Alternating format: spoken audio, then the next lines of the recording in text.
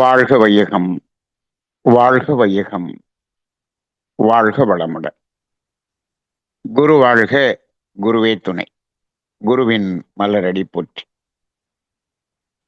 சிந்தனையை, உடல் நலத்தை சீரமைத்து உய்வித்த குருவே வாழ்க. தியானமே யோகம், யோகமே ஞானம். தமிழ் ஆனந்த யோகம் வாழ்க வளமுடன். மெய்யன்பர்களே, சிந்தனையாளர்களே, இந்த பிரபஞ்ச தத்துவம் என்பதும் காந்த தத்துவம் என்பதும் ஒன்றுதான். இந்த பிரபஞ்சம் முழுவதும் என்ன இருக்கிறது என்று சொன்னால் காந்தமும் அலையும் தான் இருக்கிறது, நிறைந்து இருக்கிறது. அப்ப அதை அடிப்படையாக கொண்டுதான் எல்லா இயக்கங்களும் நடக்கிறது. அது பஞ்சபூதங்கள் வரை இருக்கக்கூடிய ஜடப்பொருள்களின் இயக்கமாக இருந்தாலும் சரி, உயிரினங்களில் ஓரறிவு தாவரம் முதல் மனிதன் வரை இருக்கக்கூடிய இயக்கங்களாக இருந்தாலும் சரி, எல்லாமே இந்த காந்த தத்துவத்தின் அடிப்படையை கொண்டுதான் இயங்கிக் கொண்டிருக்கிறது, நடந்து கொண்டிருக்கிறது என்ற உண்மையை இதுவரை நாம் புரிந்து கொண்ட காந்த தத்துவத்தின் மூலமாக நாம் விளங்கி இருப்போம். அதனாலதான் மகரிஷி என்ன சொன்னாரு, காந்தம் என்பதை அறிந்து கொண்டால் இறைவன் முதல் உயிர் வரை எல்லாவற்றையும் உணர்ந்து கொள்ளலாம் என்று ஒரு கவியிலே எழுதியிருந்தார்கள். அது இப்பொழுதுதான் நமக்கு உண்மை என்று உணரக்கூடிய அளவுக்கு நாம் இந்த தத்துவத்தை எடுத்து சென்று கொண்டிருக்கிறோம். இப்போ சென்ற 2 பகுதியிலே எந்த ஒரு தன்மாற்றம் என்றாலும், அதாவது பஞ்சதன்மாற்றம் என்று சொல்கிறோமே, அழுத்தம், ஒலி, ஒளி, சுவை, மனம் என்ற 5 உணர்வுகள், அதை உணர வேண்டும் என்று சொன்னால் நமது உயிராற்றலாகிய ஜீவகாந்தம்தான் இந்த 5ஆக தன்மாற்றம் அடைந்து உணர்கிறோம். எனவே இந்த 5ஐயும் உணர வேண்டும் என்று சொன்னால் ஜீவகாந்தம் செலவு இல்லாமல் உணர முடியாது என்பதை கடந்த 2 வாரமாக நாம் தெள்ளத் தெளிவாக புரிந்து கொண்டோம். அப்ப ஜீவகாந்தம் செலவாகித்தான் அதை உணர வேண்டும் என்று சொன்னால் நமக்குள்ளாக ஜீவகாந்தம் வர வேண்டும் அல்லவா? அப்ப ஜீவகாந்தம் எப்படி வரவாகிறது? அது தோன்றிக் கொண்டுதான் இருக்கிறது. ஆனால் இப்பொழுது இருக்கக்கூடிய மனித வாழ்க்கை முறை எப்படி இருக்கிறது என்று சொன்னால், இந்த 5 தன்மாற்றங்களை அதிகமாக, தேவைக்கு அதிகமாக தன்மாற்றம் செய்து நம் உடம்பில் இருக்கக்கூடிய ஜீவகாந்தத்தை விரயம் செய்யக்கூடிய வாழ்க்கையாக அமைந்து விட்டது என்பதுதான் இப்பொழுது சிந்திக்க வேண்டிய ஒன்று. சரி, அதெல்லாம் உற்பத்தி ஆகி கொண்டு இருக்கிறது அல்லவா, செலவு செய்ய வேண்டியது தானே என்று சொன்னால், உற்பத்தியாகி கொண்டிருக்கக்கூடிய காந்தம் முழுவதும் இந்த செலவுக்காக மட்டும் இல்லை என்பதை நாம் பல்வேறு இடங்களிலே நாம் காந்த தத்துவத்திலே உணர்ந்திருக்கிறோம். உடல் செல்கள் இணைப்பு சரியாக இருக்க வேண்டும்.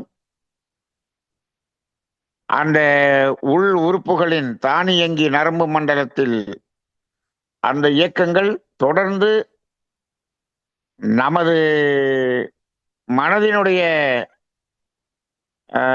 கண்ட்ரோல் இல்லாம தானாக நடைபெற்று கொண்டிருப்பதற்கு வேண்டிய ஆற்றல் அங்கு கொடுக்கப்பட வேண்டும்.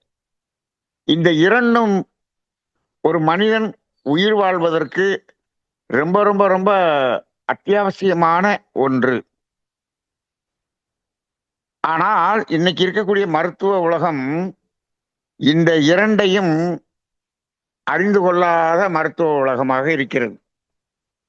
2 செல்களை இணைத்து பிணைத்து பிடித்துக் கொண்டிருப்பது உயிராற்றலாகிய ஜீவகாந்தம் என்ற தத்துவம் மருத்துவ உலகத்துக்கு தெரியாது. அதே போல இந்த உள்ளுறுப்புகளின் இயக்கம் என்பது அந்த உறுப்புகள் இயங்குகிறது என்று சொல்லுகிறார்களே தவிர, அந்த உறுப்புகளை இயக்கக்கூடிய உயிராற்றலாகிய ஜீவகாந்தம் என்ற தத்துவம் தெரியாமலேயே இன்றைக்கு மருத்துவ உலகம் இவ்வளவு வளர்ந்திருக்கிறது. இந்த ரெண்டும் தெரியல அப்படின்னு சொன்னோம்னா நமது உண்மையான மனிதனுடைய வாழ்க்கை எதை அடிப்படையாக கொண்டது என்பதை அறியாமையாக இருக்கிறது என்றுதான் நாம் சொல்ல வேண்டும். அப்ப அதனாலதான் என்ன பண்றோம், அது ரெண்டும் தெரியாததுனாலதான் என்ன பண்ணிட்டு இருக்கோம், இந்த தன்மாற்றம் பெற்று அதை அனுபவிக்கக்கூடிய, அந்த விரயம் செய்து அனுபவிக்கக்கூடிய செயலை அதிகமாக செய்கிறான் மனிதன்.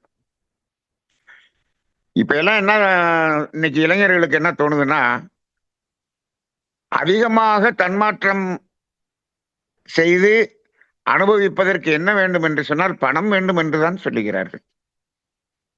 பணம் வேண்டும், பணம் இருந்தால் பொருள் கிடைக்கும், பொருள் கிடைத்தால் இதை நாம் அனுபவம் செய்யலாம் என்று சொல்லுகிறார்கள். எந்த பொருள் எவ்வளவு கிடைத்தாலும் இங்கு உயிராற்றல் எக்ஸஸ், அதாவது அந்த அடிப்படையான தேவைக்கு மேல் இருந்தால் தான் அதை அனுபவம் செய்ய முடியும் என்ற ஒரு உயர்ந்த காந்த தத்துவம் இன்றைய சமுதாயத்தில் எவ்வளவு படித்த மனிதர்களுக்கும் தெரியவில்லை என்பது அதுதான் ஒரு ஆபத்தான ஒரு நிலை. சரி,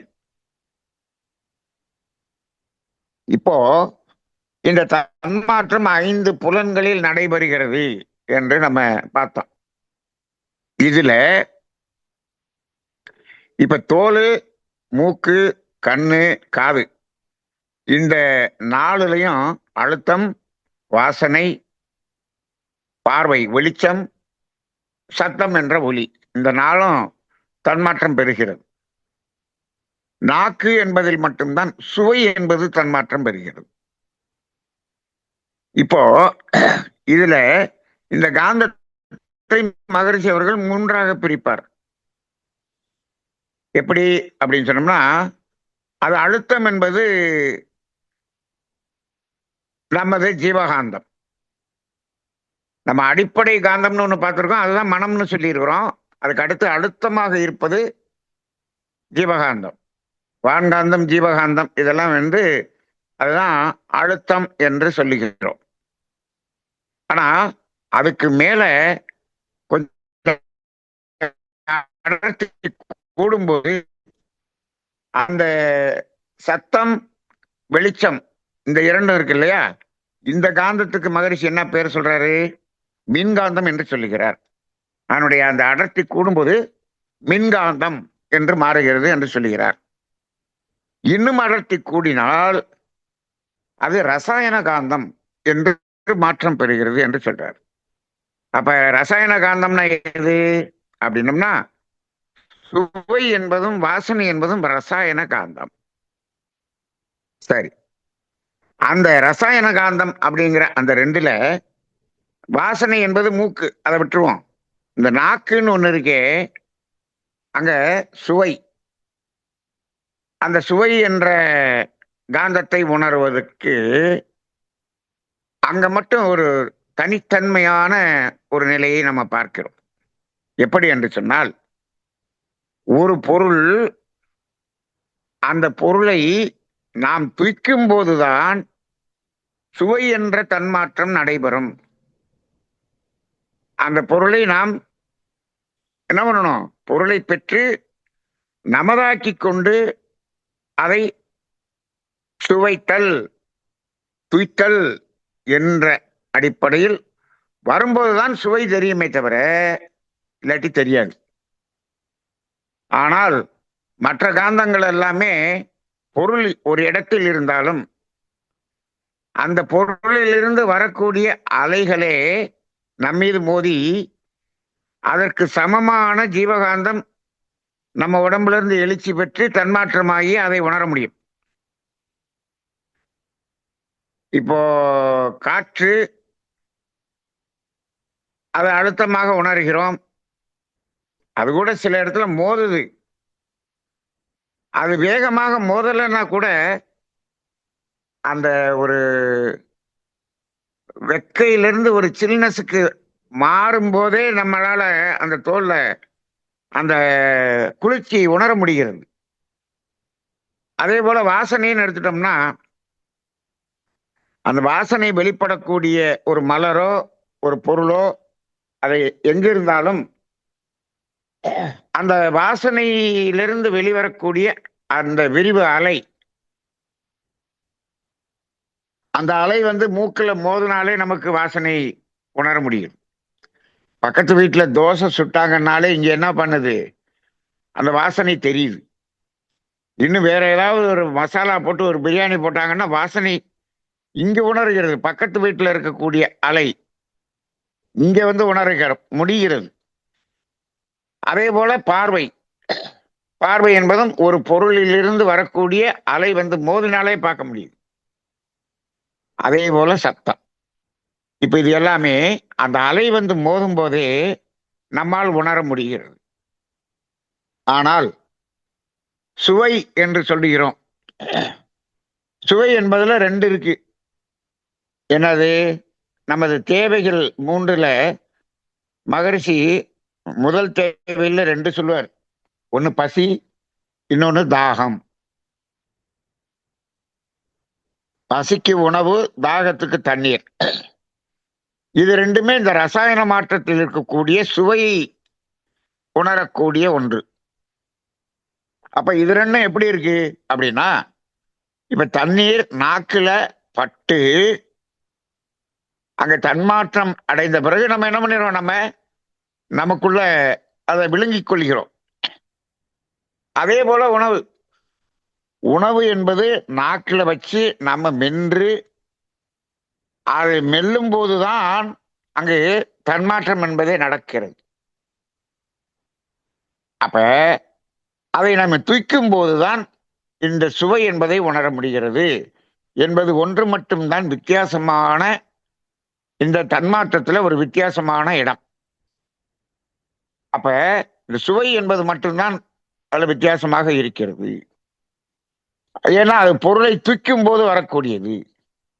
அதனால அதை என்ன எதுல கொண்டு வந்து வச்சுட்டோம், தேவைகள் மூன்று. இது நாம் மைய நரம்பு மண்டலத்தின் மூலமாக முயற்சி செய்து பெற்று தூய்க்க வேண்டும்.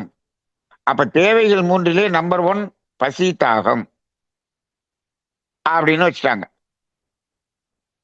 இப்ப இதுல பாருங்க, அழுத்தம், ஒலி, மனம், இதுல எல்லாமே அழுத்தம்னா அழுத்தம் தான், ஒலினா ஒலி, பார்வைனா வெளிச்சம்னா வெளிச்சம், வாசனைனா வாசனை, அப்படிதான் இருக்கு. ஆனா இந்த சுவைன்னு சொல்றோம் இல்லையா, அதுல மட்டும் வெறும் சுவை அப்படின்னு இருக்கா என்று பார்த்தா இல்லை. அது எப்படியெல்லாம் இருக்கு பாருங்க. 6 சுவை என்று, அறுசுவை என்று சொல்லுகிறோமே, சுவையில அவ்வளவு வெரைட்டி இருக்கு பாருங்க. இது போல வாசனையில ஏதாவது வெரைட்டி இருக்கா? வாசனைனா வாசனை, பூல இருந்து வாசனை, பிரியாணில இருந்து வாசனை, அந்த பொருளுக்கு தகுந்தாற் போல அந்த வாசனை உணர்வு மாறுது. ஆனா அதை நம்ம ஏதாவது வகைப்படுத்தி சொல்லி இருக்கிறோமா அப்படின்னா இல்லை, அப்படி சொல்லல. ஆனா இந்த சுவை என்பதற்கு மட்டும் வகைப்படுத்தி சொல்லியிருக்கிறோம். 6 சுவை: இனிப்பு, புளிப்பு, உப்பு, கசப்பு, துவர்ப்பு, உவர்ப்பு. இப்படி நம்ம என்ன பண்றோம், 6 சுவை தனித்தனியாக நாம் பிரித்து உணரக்கூடிய ஒரு நிலையை இந்த நாக்குல மட்டும் பார்க்கிறோம். அப்ப இந்த இது வந்து அது நமக்கு எவ்வளவு தேவையோ தேவையின் அளவில் நாம் நமது 6வது அறிவை கொண்டு நாம வந்து எடுத்துக்கொள்ள வேண்டிய ஒரு இடமாக இருக்கிறது. அப்ப அதைத்தான் தேவைகள் 3ல நம்பர் 1ல வச்சுட்டாங்க. அது தேவையை நாம் பூர்த்தி செய்து ஆக வேண்டும். மற்றதெல்லாம் அதுவா நடக்கும், ஆட்டோமேட்டிக்கா நடக்கும். அப்ப இந்த இடத்துல 6 சுவை என்று நாம் பிரித்து உணர்கிறோம் என்பது ஒரு வித்தியாசமாக இருக்கிறது. சரி, இப்போ ஒவ்வொரு சுவை அப்படிங்கிறதுக்கும் இந்த ஜீவகாந்தத்தினுடைய தன்மாற்ற விரயம் என்பது மாறுபடுகிறது மாறுபடுகிறது. அப்ப இந்த இத இன்னும் அக்குப்பஞ்சர்ல போய் பார்த்தோம் அப்படின்னு சொன்னோம்னா, இந்த 6 சுவை என்பதற்கும் அந்த சுவைக்கு தகுந்தாற்போல் அந்த உறுப்பு, அந்த 5 பஞ்சபூத உறுப்பு இருக்கு இல்லையா, இதுக்கும் ஏதோ தொடர்பு இருக்கிறது என்பதை அக்குப்பஞ்சர் தத்துவம் சொல்லுகிறது. அப்ப இந்த நாக்குல வரக்கூடிய அந்த சுவையில மட்டும் பார்த்தோம்னா நிறைய இறை ஞானம் அதுல ஒளிஞ்சிருக்கிறத பார்க்க முடியும். அப்ப இப்ப காரம் அப்படின்னு சொன்னா அது நம்ம காற்றின் உறுப்பாக இருக்கக்கூடிய நுரையீரலை சம்பந்தப்பட்டதாக இருக்கிறது. புளிப்பு என்று சொன்னால் கல்லீரல் சம்பந்தப்பட்டதாக இருக்கிறது. உப்பு என்று சொன்னால் சிறுநீரகம் சம்பந்தப்பட்டதாக இருக்கிறது. அதே போல அடுத்து கசப்பு, உவர்ப்பு என்பது ரெண்டும் எது சம்பந்தப்பட்டதாக இருக்கும் அப்படின்னா மண்ணீரல் நினைக்கிறேன். மண்ணீரலுக்கு இனிப்பு. இதுல ஒரே ஒரு நெருப்புக்கு அதாவது ஹார்ட்டுக்கு தானே, துவர்ப்பு கசப்பு ரெண்டும் ஹார்ட்டுக்கு வருதா? அப்ப இதுக்கு மண்ணீரலுக்கு வரும்போது இனிப்பு வந்துடுது. அப்ப இந்த 5 பஞ்சபூத உறுப்புகளுக்கும் இந்த சுவைக்கும் ஒரு தொடர்பு இருக்குங்கிறத கண்டுபிடிக்கக்கூடிய அளவுக்கு வந்துட்டாங்க. அப்ப அப்படி வரும்போது இந்த தன்மாற்றம் நடக்கும்போது அந்த ஒவ்வொரு உறுப்பினுடைய இயக்கமும் அங்க என்னாகும், அதுல சம்பந்தப்படும். புளிப்பு அப்படின்னு சாப்பிட்றோம் அப்படின்னா அங்க கல்லீரல் சம்பந்தப்படும். அப்ப இந்த சுவை அப்படிங்கிறதுல மட்டும் இந்த உறுப்புகள் சம்பந்தப்படுறதுனால இந்த நோய் நீக்கும் மருத்துவம் என்றதுல இந்த சுவையை அடிப்படையாக கொண்டு மருத்துவத்துல நிறைய சொல்றாங்க. அப்பதான் என்ன வருதுன்னு பாத்தீங்கன்னா, இந்த பத்தியம் அப்படின்னு சொல்றதுல இந்த சுவையை அடிப்படையாக கொண்டு பத்தியம் நிறைய சொல்லுவாங்க. பொதுவா உடல்நலம் சரியில்லை அப்படின்னு சொன்னோம்னா இந்த புளிப்பு, உப்பு, காரம் இது 3 என்ன பண்ண சொல்லுவாங்க, அத பத்தியத்துல குறைக்க சொல்லுவாங்க. உப்பு இல்லாம புளிப்பு இல்லாம சாப்பிடணும் அப்படிங்கிறது பொதுவான பத்தியத்துல இருக்கும். இன்னைக்கு சமுதாயத்துல பார்த்தோம்னா ஒரே ஒரு பத்தியம் தான் இருக்குது. எங்க போனாலும் ஒரே ஒரு பத்தியம், என்னது வித் சுகரா வித்தவுட் சுகரா இப்படின்னு கேட்கிற அளவுக்கு வந்துருச்சு. ஆனா அந்த காலத்துல சித்த வைத்தியர்கள் பத்தியத்துல இனிப்பு அப்படிங்கிறத பத்தியத்துல அதை அவாய்ட் பண்ணுங்கன்னு சொன்ன மாதிரி எனக்கு ஞாபகமே இல்லை. ஆனா இன்னைக்கு இது மட்டும்தான் இனிப்பு தான் அப்படிங்கிறத மட்டும் குறைச்சிக்கிறது அப்படிங்கிற மாதிரியான சூழ்நிலைக்கு மனிதர்கள் வந்து விட்டதை பார்க்கிறோம். இது ஒரு மாயை, இது ஒரு மாயையான ஒரு மருத்துவ உலகமாக இருக்கிறது என்பதை புரிந்து கொள்ள முடிகிறது. அப்ப சில இடத்துல இப்ப இந்த சுவையை அடிப்படையாக கொண்டே மருத்துவம் செய்யக்கூடிய அளவுக்கு கூட சுவை மருத்துவம் என்று கூட சில சிஸ்டம் எல்லாம் வந்ததை பார்க்கிறோம். அப்ப இந்த தன்மாற்றத்துல இந்த சுவை என்பது மட்டும் சற்று வித்தியாசமாக நம்மால் உணரப்படுகிறது என்பதை உணர முடிகிறது.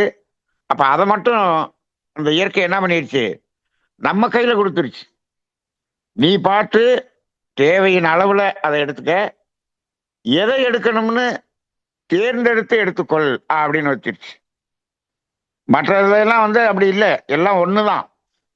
இங்கே இப்போ உன்னுடைய உடலுக்கு எது தேவைங்கிற அடிப்படையில் அதை தேர்ந்தெடுத்து எடுத்துக்கொள் அப்படின்னு. இப்ப நுரையீரல் சார்ந்த ஒரு பிரச்சனை இருக்குன்னு சொன்னோம்னா அவங்க காரம் அதிகமாக எடுத்துக்கொள்ள வேண்டும் அப்படின்னு.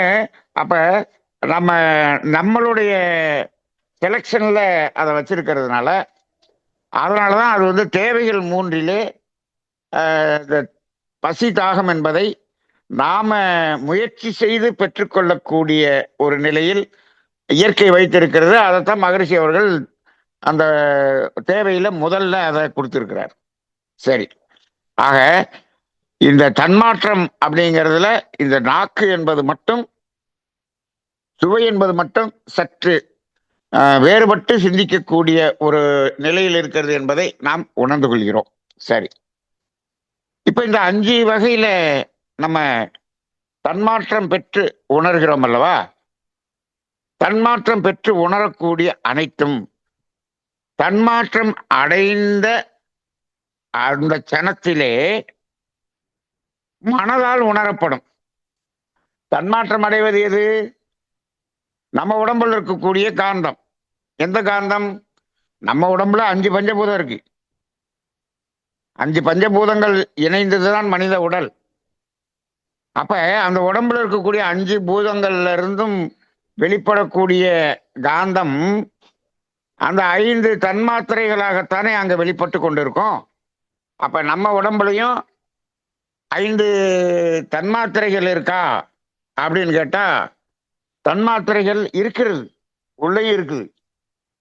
வெளியில இருக்கக்கூடிய தன்மாத்திரை நம்ம மீது மோதும் போது இங்கு உள்ள இருக்கக்கூடிய அந்த தன்மாத்திரை எழுச்சி பெற்று உயர்வு பெற்று அதற்கு சமமாக வெளியேறும் போது அது நமக்கு உணர்வு.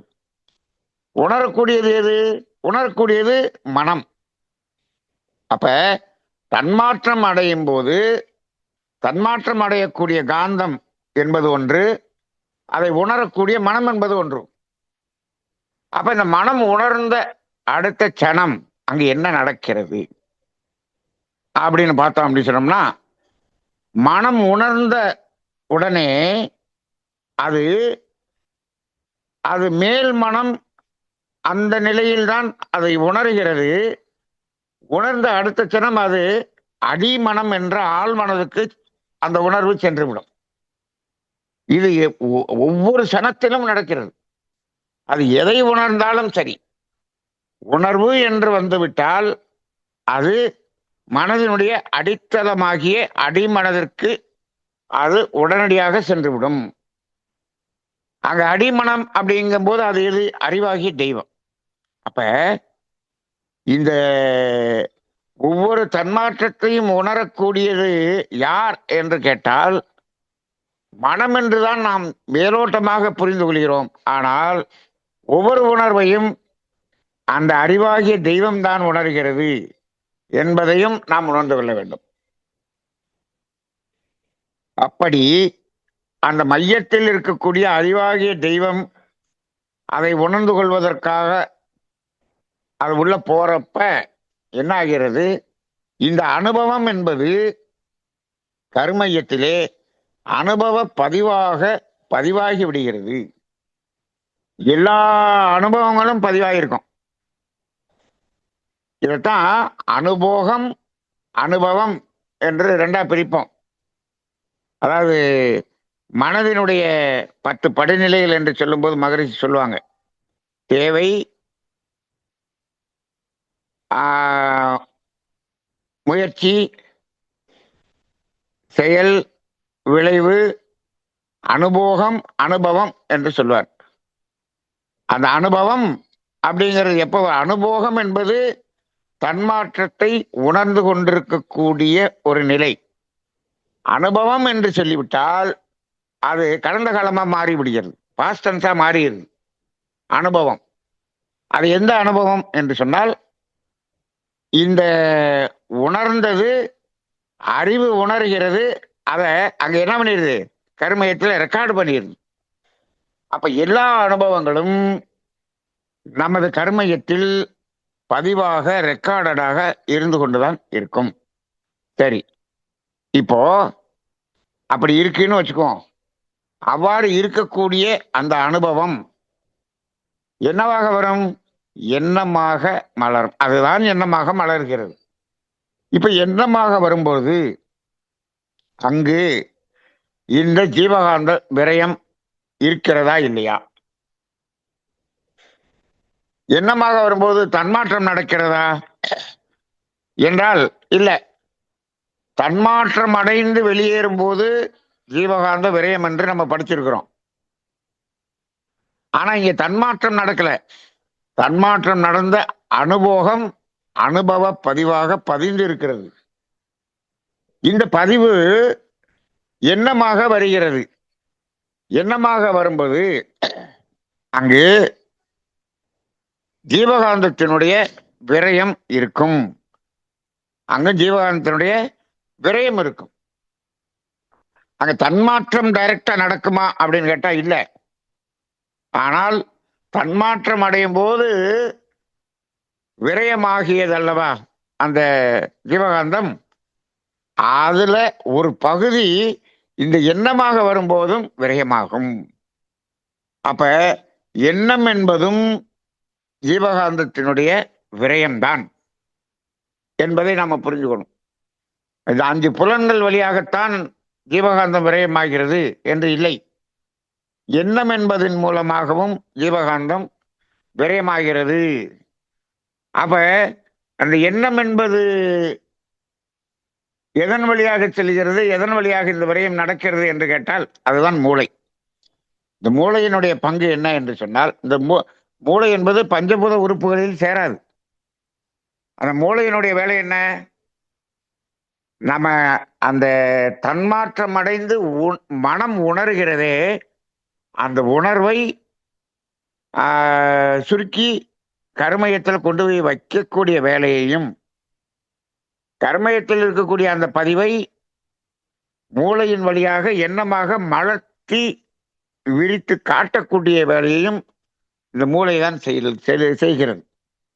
அப்ப மூளை வழியாக எண்ணம் என்பது தோன்றி வெளிப்படும் போது அங்கும் ஜீவகாந்தம் விரயம் ஆகிறது.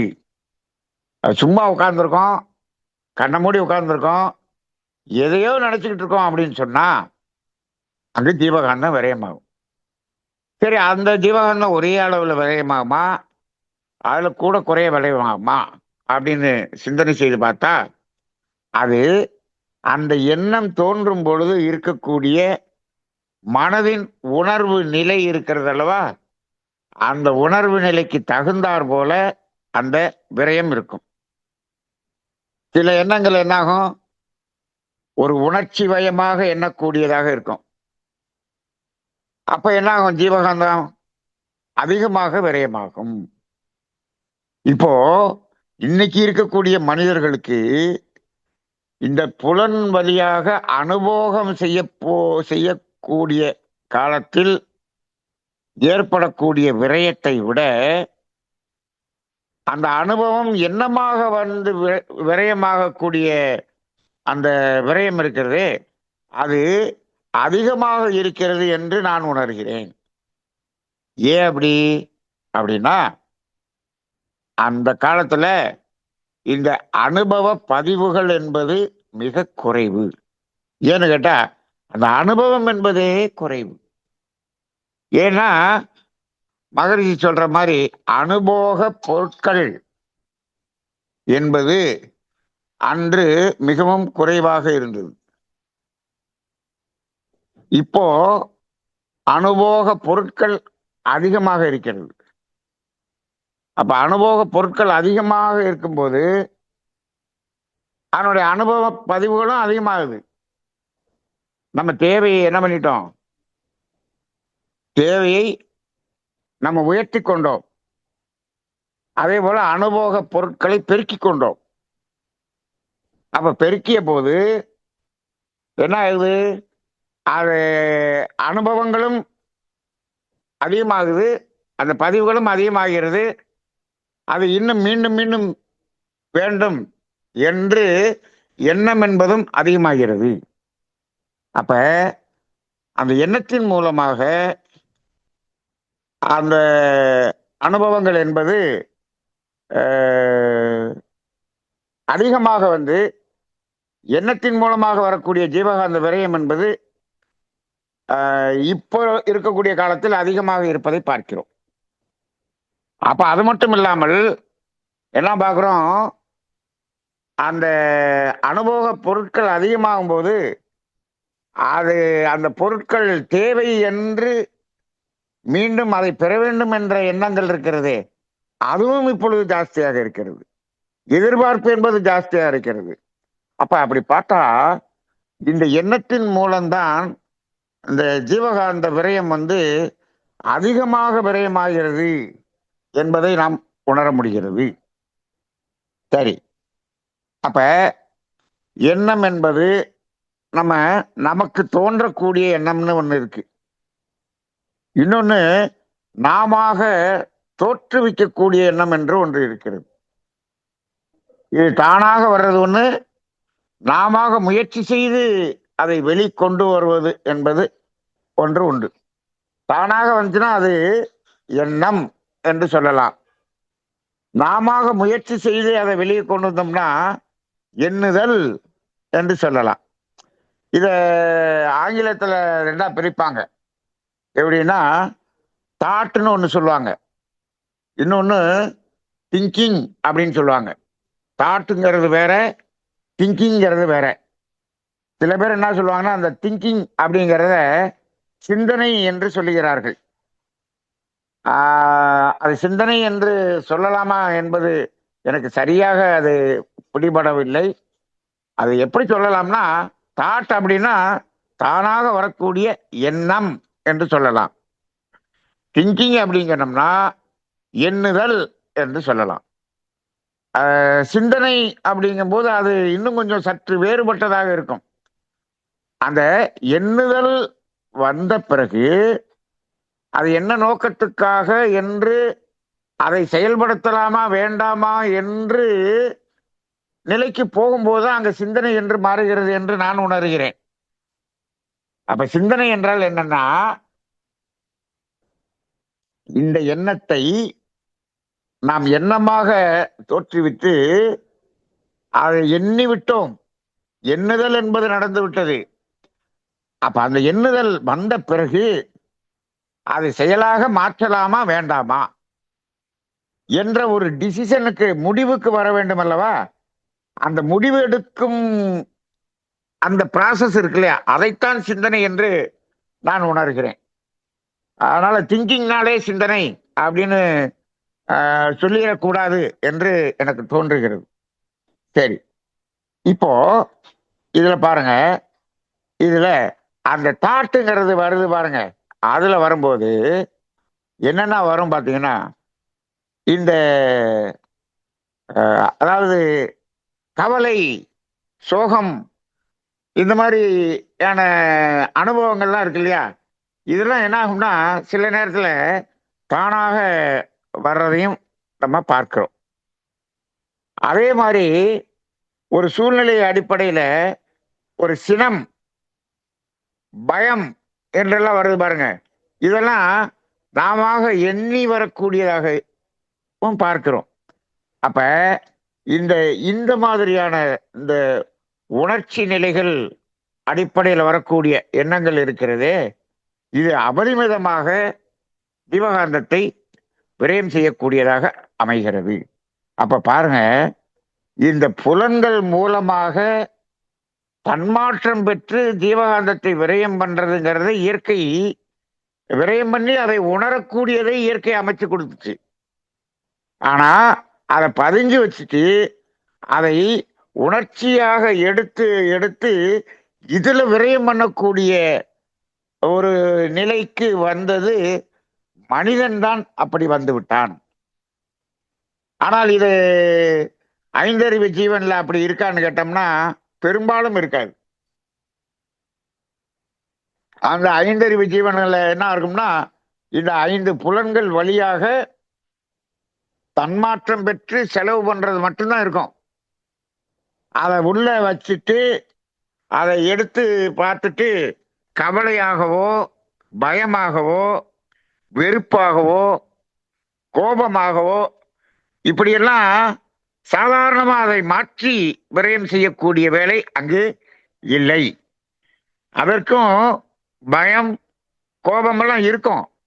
அது எப்பன்னா அந்த நேரத்தில் அந்த சூழ்நிலையில் அது தோன்றும், அதுக்கப்புறம் இருக்காது. ஆனா நம்ம மனிதன் என்ன பண்றான், சும்மா இருக்கும்போது கூட அதை வருத்தமாகவோ பயமாகவோ நினைத்து நினைத்து நினைத்து நினைத்து அந்த ஜீவகாந்தத்தை விரயம் பண்ணக்கூடிய ஒரு வேலையை செய்யக்கூடியது மனிதனாகத்தான் இருக்கிறோம் என்பதையும் நாம் உணர்ந்து கொள்ள வேண்டும். அப்ப இதுலயும் ஜீவகாந்தம் விரயம் ஆகிறது. ரொம்ப நிறைய திங்க் பண்ணான்னா ஓவர் திங்கிங் அப்படின்னு சொல்லுவாங்க. சாதாரணமா சொல்லுவாங்க ஓவர் திங்கிங், அது உடம்புக்கு ஆகாது அப்படிம்பாங்க. அது ஏன் ஆகாது? ஜீவகாந்த விரயம். இப்படி திங்க் பண்ணி நிறைய பேர் சைக்காட்ரிக் பேஷண்டா மாறுறவங்கள கூட நம்ம பார்த்துருக்குறோம். சரி, இப்ப இது ஒண்ணு. இதே போல இப்போ இந்த மனிதர்களோடு மனிதர்கள் உறவு கொள்கிறோம். உறவு மன ரீதியாக உறவு. நம்ம சாதாரணமா சொல்லுவோம், இந்த உலக பொருள்கள் எல்லாம் எதை சார்ந்தது என்று சொல்லும்போது அது உடலை சார்ந்தது, உடலை மட்டுமே சார்ந்தது என்று சொல்லியிருக்கிறோம். இந்த உறவுகள் எதை சார்ந்தது என்று சொல்லும்போது மனம் சார்ந்தது அப்படின்னு சொல்லுவோம். அப்ப மனம் ரீதியாக நம்ம என்ன பண்றோம், மனிதர்களோடு மனிதர்கள் உறவு கொள்கிறோம். இந்த உறவு முறை, உறவு என்பது நம்ம வச்சிருக்கிறோம்.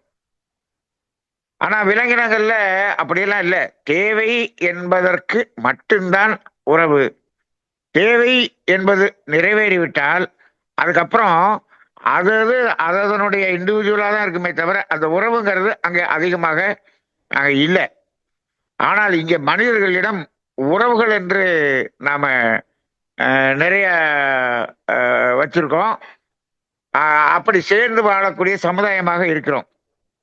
அப்ப அப்படி இருக்கும்போது இந்த உறவுகளிலே என்ன ஆகிறது, இந்த இந்த அனுபவ பொருட்களின் அளவு கூடும்போது அதுல எதிர்பார்ப்புகள் அதிகமாகி அந்த எதிர்பார்ப்புகளினுடைய அந்த ஒரு நிலை உணர்ச்சி வயமாக மாறி இந்த ஒருவருக்கு ஒருவர் என்ன பண்றோம், இந்த அலையை தன்னிடமிருந்து மட்டும் ஒரு வெறுப்பு அலை வந்து அதை நாம் உணர்வதுங்கிறது மட்டும் இல்லாம அந்த வெறுப்பு அலை மற்றவர்களுக்கும் அதை பாய்ச்சுகிறது, செலுத்துகிற ஒரு நிலை என்பது இப்பொழுது அதிகமாக வந்துவிட்டது.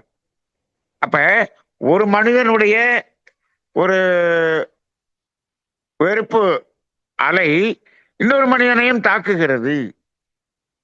அப்ப இங்கும் விரயம் அங்கும் விரயம் என்ற ஒரு நிலையை பார்க்கிறோம். இன்னைக்கு சமுதாயத்தில் இது அதிகமாகிவிட்டது. இது எங்க அதிகமா இருக்கு அப்படின்னு சொன்னோம்னா, அதிகமாக மக்கள் தொடர்பு, அதாவது அந்த உறவு அப்படின்னு சொன்னோம்னா பொதுவாக நாம ஜோதிடத்தில் சொல்லுவோம், இந்த உறவு என்பது 7ஆம் பாவம் என்று சொல்லுவோம். 7ஆம் பாவம் என்று சொன்னாலே ஒரு மனிதன் இன்னொரு மனிதனோடு உறவு கொண்டால் அது 7ஆம் பாவம் தான், அது யாரா இருந்தாலும். ஆனால் பொதுவா 7ஆம் பாவம் என்று சொன்னோன்னே எல்லாருக்கும் என்ன ஞாபகம் வரும் அப்படின்னா, திருமணம், கணவன் மனைவி உறவு என்பதுதான் ஞாபகத்துக்கு வரும். இப்போ ஏன் அதை அதிகமா சொல்றாங்கன்னா, அது மட்டும் 7ஆம் பாவம் கிடையாது.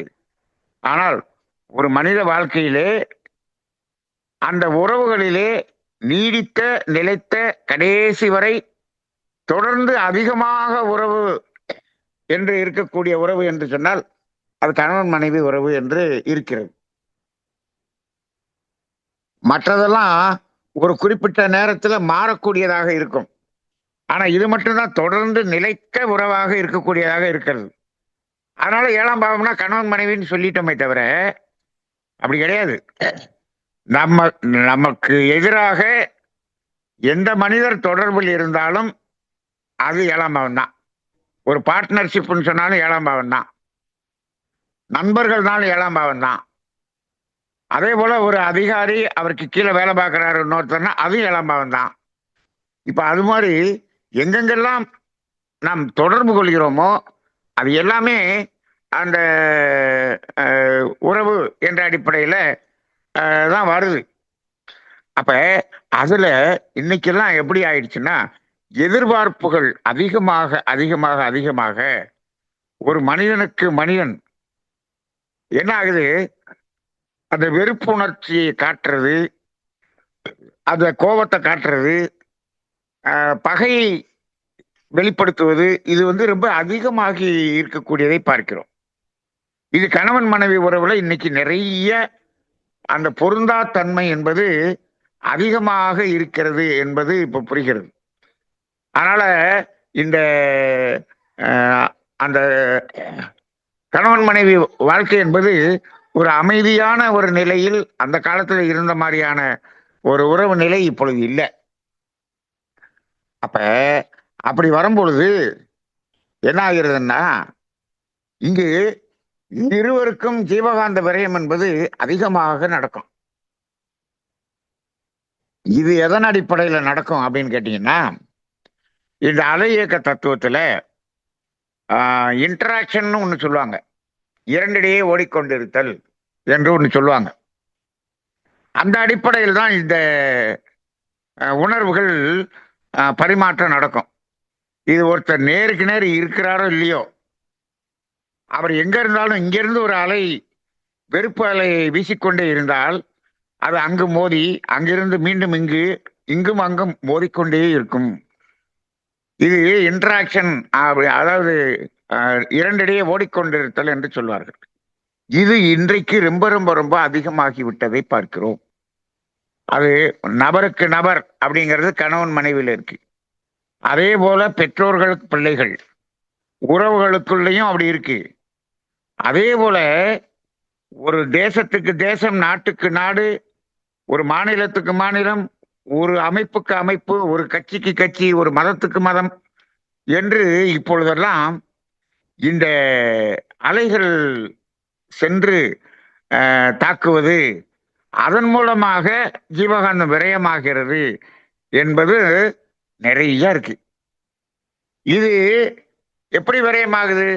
இதுல தன்மாற்றமாகி விரயமாகிறது இல்லை. நீங்க இந்த புலன் மூலமாக போகும்போதுதான் தன்மாற்றமாகி விரயமாகுது. இது அப்படி இல்லை, நேரடியாக உயிராற்றல் விரயம் அப்படின்னு தான் சொல்லணும். அப்ப தன்மாற்றத்தின் மூலமாக ஒரு விரயம் நடக்கிறது என்று சொன்னால் அங்கு ஒரு உணர்வு என்று நாம் புதிதாக பெறுகிறோம். இங்கு நாம் ஒரு உணர்வை வெளிப்படுத்துகிறோம், அந்த உணர்வின் மூலமாக ஜீவகாந்தத்தை விரயம் செய்கிறோம். அப்ப ஜீவகாந்தம் தன்மாற்றம் அடைந்து உணர்வை பெறுவது என்பது ஒன்று உண்டு. உணர்வை வெளிப்படுத்தி ஜீவகாந்தத்தை விரயம் செய்வது என்ற ஒரு நிலை என்று ஒன்று இருக்கிறது. ரெண்டையும் நம்ம வித்தியாசமாக பார்க்க வேண்டியிருக்கிறது. அதே சமயத்தில் ஒரு அமைதியான ஒரு அலை, ஒரு வாழ்த்து அலை, இந்த மாதிரியாக நாம் மனிதருக்குள்ளாகவே நாம் செலுத்தும் பொழுது அது என்னாகும்? அங்கு விரயம் இல்லை, அங்கு ஜீவகாந்தம் நமக்குள்ளாக வரவாகக்கூடிய தன்மையை பார்க்கிறோம். அப்ப ஒரு இரண்டு நபர்கள் ஒரு அன்பான நிலையில் அவர்களுடைய அந்த பரிமாற்றம் இருக்கிறது என்று சொன்னால், அந்த இடத்துல அவர்களுக்கு அந்த ஜீவகாந்தம்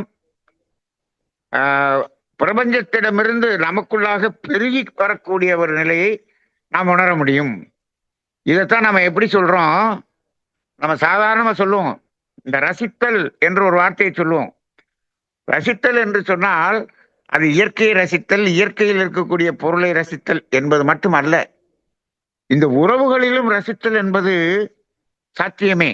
மனிதர்களுக்கு மனிதர்கள், உறவுகளுக்கு உறவு, இதுலயுமே அந்த ரசித்தல் என்பது சாத்தியமாகத்தான் இருக்கிறது. அப்ப அந்த இடத்துல அது எப்படி இருக்கணும்? அது அந்த அன்பின் அடிப்படையில, அந்த ரசித்தல் என்ற அடிப்படையில் இருக்கும் பொழுது அங்க விரயம் கிடையாது, ஜீவகாந்தம் விரயம் கிடையாது. அங்கு ஜீவகாந்தம் வரவாகக்கூடியதை பார்க்க முடியும். ஒரு ரொம்ப ஆத்மார்த்தமான ஒரு நண்பர்கள் இருவரும் சந்திக்கக்கூடிய அந்த நேரத்துல அவங்க உடம்பு முழுதும் பார்த்தீங்க அப்படின்னு சொன்னீங்கன்னா எப்படி இருக்கும்? அது ஒரு ஜில்லுன்னு ஒரு உணர்வு, ஒரு புல்லரிக்கக்கூடிய உணர்வு, அங்கு வான்காந்தம் ஜீவகாந்தமாக பெருகக்கூடிய உணர்வை நம்ம பார்க்க முடியும். அதே சமயத்துல ஒருவரிடம் ஒரு வெறுப்பை காட்டுகிற போது இந்த உடல் முழுவதும் அந்த ஜீவகாந்தம் என்பது எப்படி தெரியும் அப்படின்னீங்கன்னா, அது வெளியேறுவதை பார்க்க முடியும். அங்க என்னாகும், அந்த உடல் முழுவதும் ஒரு உஷ்ணமாக அந்த மாதிரி இருக்கிறத நம்ம பார்க்க முடியுது. அப்ப 2க்கும் நம்ம வித்தியாசத்தை நம்ம உணர முடியும். அப்ப அந்த அடிப்படையில நாம இந்த உணர்வுகளில் பரிமாற்றம் என்பதும் இங்கு இந்த ஜீவகாந்தத்தினுடைய வரவு செலவு என்பதை அடிப்படையாக கொண்டு இருக்கிறது என்பதை இப்போ இன்னைக்கு இருக்கக்கூடிய காலத்துல மனிதர்கள் நிறைய உணர்ந்து கொள்ள வேண்டிய ஒன்றாக இருக்கிறது. ஏன்னா இன்னைக்கு அதிகமாக விரயமாகக்கூடிய உணர்வுகள் இன்னைக்கு அதிகம் இருக்கக்கூடியதை நாம் பார்க்கிறோம். இதெல்லாமே எதற்கு அடிப்படையாக இருக்கிறது என்று சொன்னால், நோய் என்பது தோன்றுவதற்கும் நோயிலிருந்து நாம் விடுதலை பெறுவதற்கும் இந்த தத்துவம் மிகவும் அடிப்படையாக இருக்கிறது. இந்த அதிகமாக இந்த உணர்ச்சி வயமாக அலைகளை வெளிப்படுத்தி கொண்டிருக்கக்கூடிய தம்பதியர்கள் அவங்க குடும்பத்துல பாத்தீங்கன்னா, அந்த வீட்டிலேயே பாத்தீங்கன்னா நிறைய நோய் இருக்கிறத நம்ம பார்க்க முடியும். அப்ப இதுக்கு காரணம் என்னன்னா, நம்ம என்ன சாதாரணமா என்ன நினைச்சுட்டு இருக்கோம்னா, இந்த ஒரு வெளிப்படுத்திய அந்த உணர்வினுடைய வார்த்தைகள்னால இவர் சொன்னதுனாலதான் அப்படி ஆச்சு, இவர் நினைச்சதுனாலதான் அப்படி ஆயிப்போச்சு அப்படின்னா நம்ம சாதாரணமா சொன்னாலும் அதை நம்ம காந்த தத்துவ ரீதியாக உணர்ந்து கொள்ள வேண்டும் என்று சொன்னால், அங்கு ஜீவகாந்தம் விரயமாகிறது என்ற தத்துவத்தை நம்ம புரிந்து கொண்டால்தான் அது மருத்துவத்துல அது பொருந்தக்கூடியதாக இருக்கும். பொதுவாகவே ஜீவகாந்த விரயமும் செலவும் தான் நோய். ஜீவகாந்த வரவு என்பது நோய் குணப்படுத்தும் தன்மை. அப்ப ஜீவகாந்தம் அப்படிங்கறத அடிப்படையாக வச்சுதான் மருத்துவம் என்பதே இருக்கிறது. ஆனா இன்னைக்கு இருக்கக்கூடிய ஆங்கில மருத்துவம் அப்படி இல்லை.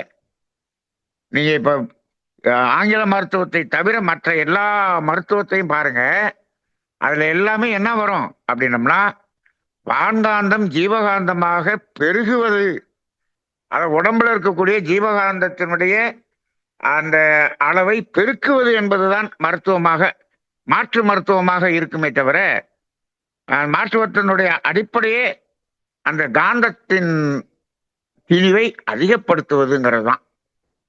இப்போ அப்படி ஒரு மருத்துவமே இருக்கும்போது நாம அந்த மருத்துவத்துக்கு எதிரடையான உணர்வுகளை வெளிப்படுத்தி இதை விரயம் செய்கிறோம் என்பதை இந்த சமுதாயத்துக்கு எப்படி உணர்த்து, இதை இளைஞர்கள் அடிப்படையில் இதை உணர்த்தினால்தான் அது நமக்கு வாழ்க்கையிலே அது நடைமுறையாக மாறும். இப்ப பாருங்க, ஒரு சிறிய விஷயமாக இருக்கும், அவர்கள் ஒரு இருவருக்குள்ளாக ஒரு முரண்பாடான அலைகளை வீசிக்கொண்டு ஜீவகாந்தத்தை அவ்வளவு விரயம் செய்து கொண்டிருப்பார்கள். அதற்கு எது காரணமாக இருக்கும்? அந்த காரணத்தினுடைய அந்த அளவு என்ன அப்படின்னு சொன்னா, ஒரு 100 ரூபாய் பெருமானமான ஒரு பொருளை அடிப்படையாக வைத்துக்கொண்டு இவர்களுடைய அந்த விபரீதமான அந்த எண்ண ஓட்டங்கள் இருந்து கொண்டிருக்கும். ஆனால் அதுல 2 பேருகிட்டையும் விரயமாகக்கூடிய ஜீவகாந்தம், அதனால் வரக்கூடிய பாதிப்பு, அதுக்கு நாம மருத்துவம் செய்து அதை மீண்டும் சமன் செய்வதற்கு பார்த்தோம் அப்படின்னு சொன்னோம்னா அதுல 5000 10,000 செலவாகும். அப்ப ஒரு 100 ரூபாய்க்காக ஒரு 5000 ரூபாய் செலவு பண்ணக்கூடிய அளவுக்கு மனிதன் இந்த ஜீவகாந்த ஆற்றலை விரயம் செய்கிறான். இதுல இந்த உணர்ச்சி வயமான அந்த அலைகள் மூலமாக. அப்ப இது இந்த ஞானம் தெரியாததுனால என்ன பண்ணிட்டு இருக்கோம், அந்த மருத்துவத்துல போய் அவ்வளவு செலவு பண்ணிட்டு இருக்கிறோம்.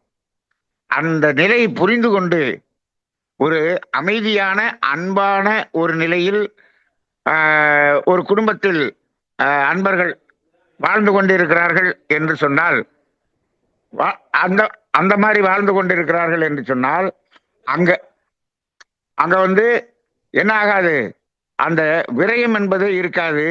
அங்கு மருத்துவ செலவு என்பதும் குறைவாக இருக்கும் என்பதை நாம் இந்த காந்த தத்துவ ரீதியாக உணர்ந்து கொள்ள வேண்டியதாக இருக்கிறது. அப்ப இந்த தன்மாற்றம் என்பதை காட்டிலும் தன்மாற்றத்தினால் வந்த அனுபவம், அந்த அனுபவத்தினால் எழக்கூடிய எண்ணங்கள், உணர்ச்சி நிலை எண்ணங்கள், உணர்வு நிலை எண்ணங்கள், இதுதான் இன்னைக்கு சமுதாயத்திலே நிறைய நோய்களுக்கும் அந்த துன்பங்களுக்கும் காரணமாக இருக்கிறது என்பதை நாம இந்த காந்த தத்துவ ரீதியாக உணர்ந்து கொள்வோம். உணர்ந்த பிறகு நாம் அடுத்து இன்னும் இந்த காந்த தத்துவம் எப்படி அந்த கோள்களில் இருந்து வரக்கூடிய அலை நம்மோடு எப்படி தொடர்பு கொள்கிறது, அதற்கும் நமக்கும் அந்த அலை நமக்குள்ளாக ஏற்படுத்தக்கூடிய தாக்கம், அது நமக்குள்ளாக ஒவ்வொரு மனிதனுக்கும் எப்படி வித்தியாசமாக செயல்படுகிறது என்பதையெல்லாம் உணர்ந்து கொண்டு வாழ்க்கையை பார்த்தோம் என்று சொன்னால், அங்கதான் ஒரு மனிதனுடைய வாழ்க்கை எப்படி அமையும் என்று ஜோதிடத்தில் கணக்கிட்டு சொல்லக்கூடியதை நாம பார்க்கிறோம். அதுவும் அலை இயக்கத்தின் அடிப்படையில் தான் செயல்படுகிறது. ஆக எல்லாமே இந்த காந்த அலைதான் இந்த வாழ்க்கையாக இருக்கிறது. அப்ப இந்த காந்தம் என்பதனுடைய உண்மைத்தன்மையை உணர்ந்து கொள்ளாமல் வாழ்க்கை ஒரு முறையான நிலையான ஒரு மகிழ்ச்சியும் ஆனந்தமும் ஆரோக்கியமும் நிறைந்த வாழ்க்கையாக மாறுவதற்கு வாய்ப்பு இல்லை என்ற அடிப்படையில் இந்த காந்த தத்துவத்தை இன்னும் பிராக்டிக்கலாக, வாழ்வியலாக உணர்ந்து கொள்வோம். மீண்டும் சிந்திப்போம். வாழ்க வளமுடன். நன்றிங்க ஐயா. வாழ்க வளமுடன். வாழ்க வையகம், வாழ்க வையகம், வாழ்க வளமுடன். தமிழ் ஆனந்த யோகம் வாழ்க வளமுடன். ஐயா அவர்கள் இன்று தூய வேதாத்திய காந்தோம் தத்துவம் என்ற தலைப்பில் மிக சிறப்பாக நமக்கு அவருடைய சிந்தனைகளை நமக்கு அளித்தார்கள். ஐயா அவர்களை நாம் தவநிலையில் இருந்து வாழ்த்துவோம். ஞான ஆசிரியர் நன்மணி ஐயா அவர்கள் அருட்பேராற்றல் கருணையினால் நல்ல உடல் நலம், நீண்ட ஆயுள், நிறை செல்வம், உயர்ப்புகழ், மெய்ஞானம் பெற்றோங்கி வாழ்க வளமுடன், வாழ்க வளமுடன். இன்றும் ஐயா அவர்கள் ஜீவகாந்த விரயம் பற்றி கூறினார்கள். அது நாக்கின் மூலம் நமக்கு ஏற்படுகிற ஜீவகாந்த விரயம். ஒரு சுவைக்கும் ஒவ்வொரு அளவிலான ஜீவகாந்தம் விரயம் ஏற்படும் என்பதை நமக்கு புதிய சிந்தனையாக அளித்துள்ளார். நாம் எவ்வாறு உணவை அதிக சுவையுள்ளதாக எடுத்துக்கொள்கிறோமோ அவ்வாறு அதற்கேற்பாற்போல நம்முடைய ஜீவகாந்த விரயம் நடைபெறும். இந்த பிரபஞ்சம் முழுவதும் காந்தமும் அலையுமாக இருக்கிறது. ஜீவகாந்த அளவிற்கு மேல் இப்போது உள்ள மக்கள் செலவாகி கொண்டு இருக்கிறார்கள். அதிலும் நம்முடைய பொருட்களை துவைக்கும்போது சுவை, அதாவது சுவை என்பது நம்முடைய ஒரு பொருளை துவைக்கும் போது அது தன்மாற்றம் நடைபெறுகிறது. மற்ற காந்தம் எல்லாம் அந்த பொருளின் அலையின் மூலமே தன்மாற்றம் அடைகிறது. பஞ்சபூத உறுப்புகளுக்கும் சுவைக்கும் தொடர்பு உள்ளது. அந்த சுவையின் அடிப்படையை கொண்டு மருத்துவர்கள் பத்தியம் கூறுகிறார்கள். சுவை மட்டும் இயற்கை நம் நாக்கில் எடுத்துக்கொள்வதை பொறுத்து நமக்கு இயற்கை சுதந்திரம் அளித்துள்ளது. தன்மாற்றம் அடையும் காந்தம், அதாவது பஞ்சபூதத்திலிருந்து தன்மாற்றம் அடையும் காந்தம் ஒன்று, அதை உணரக்கூடிய மனம் என்று ஒன்று. மேல் மனம்தான் உணர்கிறது, அது அடிமனம் என்ற ஆழ்மனத்துக்கு உடனே சென்று விடுகிறது. அடிமனம் என்பது அறிவாகிய தெய்வம் என்று ஐயா அவர்கள் நிறைய முறை கூறி நாம் கேட்டிருக்கிறோம். அனுபவம் என்பது கருமையத்தில் அனுபவ பதிவாகிறது, அது எண்ணமாக மலர்கிறது. அங்கு ஜீவகாந்தத்தின் விரயம் நிகழ்கிறது. எண்ணம் என்பது ஜீவகாந்த விரயம், அது மூளையின் மூலம் நிகழ்கிறது. எண்ணம் தோன்றும் போது நம் மனிதனின் மனதில் ஒரு உணர்வு தோன்றும். அதற்கேற்ப போல இந்த ஜீவகாந்தம் விரயமாகிறது. அனுபவ பொருட்கள் அதிகமாகும் பொழுது அனுபவ பதிவுகளும் அதிகமாகிறது. அங்கு எண்ணமும் அதிகமாகிறது. எதிர்பார்ப்பு என்பது அதிகமாகிறது. அப்பொழுது ஜீவகாந்தம் என்பதும் அதிகமாகிறது. நமக்கு தானாக தோன்றக்கூடிய எண்ணம் ஒன்று உண்டு, நாமாக முயற்சி செய்து கொண்டு வருவது எண்ணம் ஒன்று உண்டு. புலன்கள் மூலம் தன்மாற்றம் பெற்று ஜீவகாந்தம் விரயம் என்பது இயற்கை. அதை நினைத்து நினைத்து ஜீவகாந்தம் விரயம் செய்வது நம்மளுடைய தற்கால மனிதனின் இயல்பாகிவிட்டது. மன ரீதியாக நாம் மனிதர்களோடு மனித உறவு கொள்கிறோம். அப்பொழுது எதிர்பார்ப்பு அதிகமாகிறது. ஒரு மனிதனுக்கும் இன்னொரு மனிதனுக்கும் வெறுப்பு அலை அதிகமாகிறது. ஆனால் விலங்கினத்தில் தேவைக்கு மற்றும் இன்னொரு விலங்கினத்தோடு உறவு கொள்கிறது. அலை இயக்க தத்துவத்தில் இன்டராக்ஷன் என்பது உணர்வுகளின் பரிமாற்றம், அலைகளின் தாக்குதல். கணவன் மனைவி இடையே இப்பொழுது அதிகமாக உள்ளது. தேசத்திற்கு தேசம், மதத்திற்கு மதம், தந்தை மகன் உறவு, இப்படி எல்லாவற்றிலும் எதிர்மறை எண்ணங்களும் அலை இயக்க தாக்குதலும் நிறைய ஆகிக்கொண்டே இருக்கிறது. அங்கு நேரடியாக உயிராற்றல் விரயமாகிறது என்பது ஐயா அவர்கள் கூறியிருக்கார்கள். மிக சிறப்புங்க. இப்போது எல்லாருக்குமே ஜீவகாந்த விரயம் எல்லா விதத்திலும் அதிகமாக விரயமாகி கொண்டே இருக்கிறது. உணர்வை வெளிப்படுத்தும் போதும் ஜீவகாந்தம் விரயமாகிறது. ஆனால் அன்பான நிலையில் இருக்கும்போது அவர்களுக்கு ஜீவகாந்தம் பிரபஞ்சத்திலிருந்தே பெறப்படுகிறது. அன்பான குடும்பத்தில் மருத்துவ செலவு குறையும் என்று மிகப்பெரிய தத்துவத்தை இப்போது ஐயா கூறியிருக்கார்கள். என்று ஜீவகாந்தம் பிரபத்தில் இருந்து நாம் பெறும்போது நமக்கு அங்கு விரயம் இல்லை, அதற்கு பதிலாக சேமிக்க முடியும் என்று கூறுகிறார்கள். நோய் என்பது எதிர்மறை எண்ணங்கள், எதிர்மறையான உணர்ச்சிகள் இப்படி வரும்போதுதான் நோய் என்பது தோன்றுகிறது. அதிலிருந்து விடுபடுவதற்கும் ஜீவகாந்தம் விரயம் ஏற்படுகிறது. அதேபோல் கோள்களிலிருந்தும் வரும் அலை மனிதனுடைய மாற்றுகிறது என்பது போன்ற பல விஷயங்களை ஐயா நம்முடைய பிராக்டிக்கல் வாழ்வியல் எவ்வாறு நாம் ஜீவகாந்த விரயம் செய்கிறோம் என்பதை அடுத்த வாரமும் தொடர்வதாக கூறி நிறைவு செய்தார்கள். நன்றிங்க ஐயா. கேள்வி பதில் செஷன் இருக்குதுங்களா ஐயா?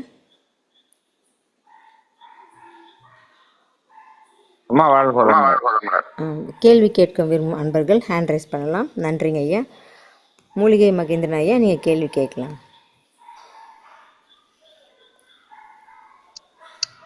ஐயா வணக்கம் ஐயா. பசி உணவு மகேந்திர பேசுறேங்க ஐயா. ஐயா வாழ்க வளமுடன். சொல்லுங்க. ரொம்ப சிறப்பா இருந்தது. எல்லாமே ஒரு ஆழ்ந்த கருத்துகள் இன்னைக்கு ஆழ்ந்த கருத்துக்கள்னு சொல்ல முடியாது, ஆழ்ந்த உணர்வுகள். அது மிக சிறப்பா பேசணும். அது ஆழ்ந்த உணர்வுகள் பதிவு பண்ணீங்க. அதுல என்னன்னா கணவன் மனைவி டச் பண்ணீங்க ஐயா. உண்மையாவே பெரிய ஒரு மனித இனத்துக்கு ஒரு அற்புதமான ஒரு உறவுங்க ஐயா. அந்த கணவன் மனைவி உறவுன்றது நம்ம எவ்வளவு சண்டை இருந்தாலும் 2 நிமிஷத்துல குடிக்கிறாங்க ஐயா. மீதி எல்லார்கிட்டயும் பார்த்தோம்னா கொஞ்சம் விரோதங்கள் வைக்கிறாங்க. கணவன் மனைவி கிட்ட சண்டை போடும்போது ஒரு செகண்ட்ல கூடிடுறாங்க. எவ்வளவு சண்டை போட்டாலும் அது மிக சிறந்த ஒரு உறவுங்க ஐயா.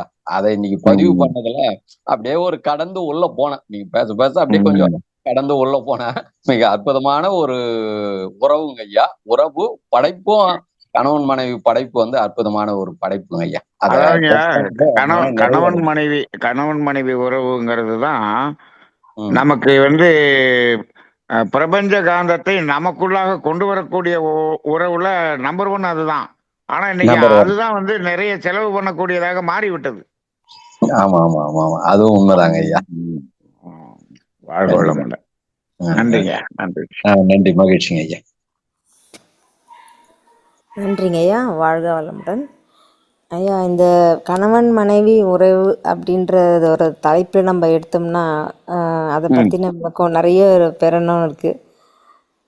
இன்றைய காலத்தில் எவ்வாறு எதிர்பார்ப்புகளோடு தான் இருக்கிறாங்க ஐயா முக்கால்வாசி. நம்ம இப்போ இன்றைய தலைமுறைக்கு ஏதாவது ஒரு டிப்ஸ் மாதிரி ஒரு 5-6 சொல்லுங்க ஐயா. அது எல்லாருக்கும் பயன்படும் நினைக்கிறேங்க ஐயா. எப்படி அது டிப்ஸ்னா என்ன மாதிரி கேக்குறீங்க? ஜீவகாந்த விரயம் தான் எண்ணங்களால வருதுங்க நமக்கு கணவன் மனைவியிட இருக்கும்போது. அது நீங்க கணவன் மனைவியா இருந்தாலும் சரி, யாராக இருந்தாலும் சரிங்கம்மா, இந்த தேவையை மீறும் போதுதான் அங்க முரண்பாடே வருதே தவிர தேவையில் இருக்கும்போது முரண்பாடு வரவே வராது. அதான் அடிப்படை. ஒரே டிப்ஸ்லயே கூட முடிச்சுக்கலாம். அந்த சரி. தேவைகளை மீறாமல் இருந்தால் அங்க எந்த பிரச்சனையும் வராது. ஒண்ணு. ம், ம், இப்ப அங்க எதிர்பார்ப்பே இல்லைன்னு ஆகி போகுது இல்லையா? ம், இப்ப அதை அடிப்படையாக கொண்டுதான் இப்ப ஒவ்வொன்றும் வருது. அது ம். எழுச்சி பெறக்கூடியதுக்கு தகுந்தாற் போல நம்ம வந்து ஒவ்வொருத்தருக்கும் தீர்வு வேற வேற மாதிரி சொல்ல வேண்டியிருக்கு. ஆனா அடிப்படையை பார்த்தோம் அப்படின்னு சொன்னோம்னா, தேவை மீறுதல் என்பதுதான் அடிப்படை அஹ், காரணமாக இருக்கிறது. நல்லா சரி. நல்லா சிந்திச்சு பாருங்க. ம், விதவிதமா இருக்கும். ஒவ்வொரு வீட்லயும் வேற வேற மாதிரி இருக்கும். வேற வேற மாதிரி இருக்கும். ஆனா ம். அது உள்ள போய் பாருங்க, கடைசியில தேவை மீறுதல் தான் இருக்கும். சரி, சரி, தேவை சரி. பற்றாக்குறைக்காக எங்கேயாவது இந்த முரண்பாடு வந்து இது மாதிரி விரயம் எங்கேயாவது ஆகுதா அப்படின்னு பாருங்க. அப்படி ஒண்ணுமே ஆகாது. ம், அந்த மாதிரி ஒண்ணுமே இருக்காது. இப்போ நம்ம வச்சுக்குவோம், தேவை என்பதுக்கே இல்ல. கணவன் மனைவி கணவன் மனைவியே வச்சுக்கோமே, தேவைக்கு சரிங்க. அவங்களால முடியல. தேவை என்பதை அவங்களால பூர்த்தி செய்ய முடியாத கணவன் மனைவின்னு வச்சுக்கோங்களேன். இப்ப ம். அவங்க 2 பேரும் என்ன பண்றாங்க? யாசகம். பிச்சை எடுத்து சரி. சாப்பிடுறாங்க 2 பேரும். ம், ம். அவங்களுக்குள்ள ஏதாவது முரண்பாடு வருதா? பிரச்சனை வருதா? ஈகோ கிளாஸ் வருதா? ஏதாவது வருதா? வராதுங்க. ஏன்னா அங்க தேவை நிறைவேறுச்சுன்னா முடிஞ்சு போச்சு. அவங்க 2 பேரும் பேசாம படுத்து தூங்கிடுறாங்க. ஆமாங்க. இங்க தேவைக்கு அதிகமா இருக்கிற வீட்டுல தான் பிரச்சனையே வருது. சரி, சரிங்க. ம், அப்ப அந்த ஒரே காரணம் தான் பல்வேறு ரூபத்துல வருதுங்கம்மா. ஒவ்வொரு ம். ஒவ்வொரு இடத்துலயும் வேறு வேறு விதமாக வருகிறது. ஆனால் அடிப்படை காரணம் என்பது தேவை மீறுதல் தான். இன்னைக்கு உலகத்தில் உள்ள உலகத்துக்கு பிரச்சனைக்கும் அதான் காரணம். ஒரு வீட்டில் இருக்கக்கூடிய தனி மனிதர் பிரச்சனைக்கும் அதான் காரணம். சரி, சரிங்க. ஓகே. வாழ்க வளமுடன், நன்றி. வாழ்க நன்றிங்க. வளமுடன். வாழ்க வாழ்க. அடுத்ததாக கனகராணி அம்மா நீங்க கேள்வி கேட்கலாமா? வாழ்க வளமுடன்மா. ஐயா வாழ்க வளமுடன். வாழ்க வளமுடன். சொல்லுங்கம்மா. அம்மா சொன்ன மாதிரி அதெல்லாம் சூழலுக்கேற்ப கணவன் மனைவி சண்டை சின்ன சின்னதா வந்துட்டு போயிட்டு தாங்கியா இருக்கு. அது சுத்தமாலாம் நிக்கணும்லாம் சொல்ல முடியாது. ஒரு ம். வாரம் நல்லா இருக்கும். அப்ப சூழல்னு வரும்போது அப்போதைக்கு ஒரு சின்னதா வரும். அப்புறம் அது சரியாகும். இது எல்லா ஆனா வீட்லயும் நம்ம ஜோதிடத்துல என்ன சொல்றாங்கம்மா, ம். கணவன் மனைவிங்கிறத வந்து 7ஆம் பாவம், 1ஆம் பாவம், 7ஆம் பாவம் சொல்றோம். அந்த ஆமா. பாவம் தான் சமநிலை பாவம்னு சொல்றோம். அப்ப சரிங்க. சமநிலை பாவமாக இருக்கக்கூடிய அந்த பாவத்துல தான் சமநிலை இல்லாம இருக்குது. ஆ சரி சரிங்க. அப்ப நம்ம அப்ப அது சரியாக பொருத்தவில்லையோ அப்படின்னு நிறைய பேர் அப்படி நினைக்கிறாங்க. சரி சரியாக சரி. பொருத்தவில்லையோ என்று. இல்ல, அது சரி. சரியா பொருத்துறது எப்படி அப்படின்னு சொன்னோம்னா, ம். ஆஹ், இந்த தேவையை மீறுறதுல அளவீடு இருக்கு இல்லையா? அந்த அளவீடு ரெண்டும் ஒரே மாதிரி இருந்துச்சுன்னா அது கொஞ்சம் பொருந்தி போகுது. ஆ ஆமா ஆமாங்க. இல்லாட்டி அங்க முரண்பாடு வருது. அதுதான் நம்ம செய்ய முடியல தவிர. ஆனா தேவையை உணர்ந்து கொண்டால் இந்த 7ஆம் பாவம் அற்புதமான பாவம். நல்லா இருக்கும். அங்கதான் வந்து ஒரு ஆனந்தம் பொங்கும் இடமாக இருக்கும். இருக்கணும். அது அது எல்லாரும் அதுக்கு வந்து இது இந்த ஒரே ஒரு உணர்வு மட்டும் இருந்தா போதுங்கிறதான் வேதாத்திரியம் சொல்லுது. சில பேருக்கு தானங்க அந்த உணர்வு வரும்போது அமைதியா இருக்கிறாங்க. இப்ப சில ம், பேர் வந்து நான் சண்டையே போடுறது இல்ல, எங்களுக்குள்ள சண்டையே இல்ல அப்படிங்கிறாங்க. ஆனா ஒருத்தருக்கு ம், ஒருத்தர் செய்யறத வந்து அவங்க மனசுக்குள்ள போட்டுடுறாங்க. ம், ஏதாவது ம், சண்டை வந்தா கூட அது திருப்பி பேசிக்கிறாங்க, ஒண்ணும் பிரச்சனை இல்ல. அத வந்து ம், நமக்குள்ள சண்டை இல்ல அப்படின்னு சொல்லும்போது அவங்க சொல்றது வந்து இவங்க சின்ன சின்ன பொறியா உள்ள போகுது. அத வந்து ம். மனசுக்குள்ள இவங்க இப்படி பண்றாங்க அப்படிங்கிற மாதிரி அதுக்கப்புறம் அது அத வெளிப்படுதுங்க. அதாம்மா நீங்க நீங்க உள்ளுக்கு போய் அந்த ம். யாரா இருந்தாலும் அதுக்குரிய அடிப்படை காரணத்தை போய் பாருங்க. தேவை மீறுதல் அப்படிங்கிறது இல்லாமல் எந்த காரணமும் இருக்காது. கண்டிப்பா நம்ம கண்டிப்பாங்க. அந்த நம்ம அந்த அந்த ம். அடிப்படையில் இருக்கக்கூடிய அந்த ஆழமான அந்த கோர் அப்படிங்கிறது தான் நம்ம தேவைகள் மூன்று நம்ம எடுத்து பார்த்துருக்குறோம். சரி. ஆமா ஆமாங்க. ஐயா ஒரு ஐயா கேள்வி. வாழ்க வளமுடன். அம்மா ஒரு நிமிஷம். அவங்க ஐயா கேள்வி போட்டுருக்கீங்கன்னு நினைக்கிறேன். ஐயா அம்மா என்ன சொல்றாங்கன்னா, அந்த கனகரணி அம்மா, அவங்க ஆ, இந்த சின்ன சின்ன சங்கடங்களை, கோவங்களை வெளிப்படுத்த அப்படியே அமுக்கி வச்சுக்கிறாங்கல்ல, அது நீங்க ரொம்ப ஆமாமா. டேஞ்சர் ஐயா. இது வெளிப்படுத்துறது நல்லது. அதாவது ம். அதாவது இப்ப ம். எப்படின்னா நேத்து கூட நம்ம இதுல சின்மையால பேசும்போது ஐயா சொன்னாரு, ஐஎஸ்ஆர் ஐயா சொன்னாரு. அதாவது ம். நீங்க கவலை என்பதை நீங்க கொஞ்சம் அதை சரி பண்ணிக்கிங்க, சமநிலைக்கு கொண்டு வந்துருங்க. ஆசை என்பதுல கொஞ்சம் அளவு முறைக்கு வந்துருங்க. இது 2 போதும் அப்படின்னாரு. நான் சினத்தை சரிங்க. பத்தி சொல்லலையே அப்படின்னு நீங்க நினைக்கிறீங்களா அப்படின்னாரு. பண்ணிட்டு அதெல்லாம் இருக்கட்டும் பரவாயில்லன்ட்டாரு. ஏங்கய்யா அப்படின்னு கேட்டான். கேட்கிறப்ப என்ன சொன்னாருன்னா, இது 2 சரியாச்சுன்னா உங்களுக்கு சின்னம் வராது. ஆனா இது 2 இருந்துட்டு சின்னம் வந்து நீங்க அதை அடக்குனீங்கன்னா அது அதை விட ரொம்ப மோசம். அத சின்னத்தை வெளியில கூட காட்டிடுங்க, உள்ளுக்குள்ள அமைக்க வைக்காதீங்கன்னு சொல்லிவிட்டாரு. அதாங்க இப்ப நானும் சொன்னது. இப்ப இத காட்ட முடியாம உள்ள அமுக்கிறது இருக்கு பாத்தீங்களா? முதல்லயாவது இன்டராக்ஷன் ஓடிக்கிட்டு இருக்கோம். இது உள்ளுக்குள்ளேயே அது என்ன ஆகும்? உள்ளுக்குள்ள ஆமாங்க. ஜீவகாந்த விரயம்ங்கிறது வந்து தொடர்ந்து நடக்கிற மாதிரி ஆயிரும். இது வந்து நீங்க பல முதல்ல நீங்க சினப்படுறதுக்கும் இந்த உள்ள வச்சுக்கிறதுக்கு என்ன வித்தியாசம்னா, சினப்பட்டீங்கன்னா ஒரு ஒரு பாத்திரத்துல இருக்கக்கூடிய தண்ணி சிதறி கீழே விழுகும். ஒரு ஒரு கொஞ்சம் தான். டம்ளர் வேஸ்ட் ஆகும். வேஸ்ட் ஆகும். ஆமாங்க. நீங்க உள்ளே வச்சுட்டீங்க அப்படின்னு சொன்னீங்கன்னா அந்த பாத்திரத்துல லேசா ஒரு கீரல் விழுந்து சொட்டு சொட்டா வெளியே போய் பாத்திரமே காலி ஆயிரும். காலி ஆயிடும். ஆமாங்கய்யா, கவலை அது. அதுக்கு நம்ம என்ன பண்ணிடலாம், அதை கொட்டிட்டோம்னு வச்சுக்கோங்க, ஒரு டம்ளர் தான் வேஸ்ட், பரவாயில்ல, அதோடையாவது நிக்கும் இல்லையா? இந்த சினம் வந்து அது கவலையா மாறிடுது அமுக்கி வைக்கும் போது. ஆமா ஆமா, கவலையா மாறும் அல்லது வஞ்சமா மாறும், 2. அது அது எப்படின்னா, வாய்ப்பு இருக்குதுன்னா வஞ்சமா மாறும், வாய்ப்பு இல்லைன்னா கவலையா மாறும். கவலையாக. ஆமா. அதனால அதாவது சினத்தை வந்து அதை வந்து எப்படின்னா, அந்த வெறுப்பையும் சினத்தையும் தோன்றாமல் பார்த்துக்கணும். தோன்றிடுச்சுன்னு சொன்னா அதை என்ன பண்ணிடணும், அதை எங்கேயாவது வெளிப்படுத்தி அதை என்ன பண்ணிடணும், சமன் பண்ணிடணும். ஆமா. அதை உள்ள வைக்கிறதுங்கிறது அதை விட டேஞ்சர். கண்டிப்பாங்கய்யா. ஒரு கேள்வியா, இப்ப நீங்க வெளியே மின்காந்தம், ரசாயன காந்தம், காந்தம் சொன்னீங்க. இன்னொரு காந்தம் என்னங்கய்யா? அடிப்படையான காந்தம்ங்கிறது, அழுத்தம்ங்கிறது வந்து அடிப்படை காந்தம். அடிப்படை காந்தம். அது வந்து அது இன்னும் கொஞ்சம் அழுத்தம் பெறும்போது ரசாயன, அது மின்காந்தம், அதுக்கு அடுத்தது ரசாயன காந்தம். இந்த ரசாயன காந்தம் இது வந்து இப்ப வெளியே வந்து அது தன்மாற்றம் ஆகுது, அது நம்ம உடலுக்குள்ள தன்மாற்றம். ரசாயன காந்தம் வந்து நாக்கு வழியாகவும் மூக்கு வழியாகவும் வருங்கம்மா. மின்காந்தம் வந்து கண்ணு வழியாகவும் காது வழியாகவும் வருங்கம்மா. இப்ப அதிகமா நம்ம அந்த கண் காது வழியா செலவாகும் போது இந்த ரசாயன காந்தம் அப்படிங்கறது வந்து அது வந்து அதிகமா செலவாகுங்கிறீங்க, மாற்றம் பெற்று. மின்காந்தம் வந்து கண்ணு வழியாகவும் காது வழியாகவும் செலவாகிறது தான் மின்காந்தம். ஆமாங்க. நாக்கு வழியா மூக்கு வழியாகவும் வெளியாகிறது வந்து ரசாயன காந்தம். ஆமா. சரிங்கய்யா. அது ஒரு சின்ன சாதாரண காந்தம் வந்து அழுத்தமா வெளியே போகும். அழுத்தமாக. சரிங்க. ஆமா. சரிங்க, நன்றிங்கய்யா. வாழ்க வளமுடன். ஐயா, வாழ்க வளமுடன்.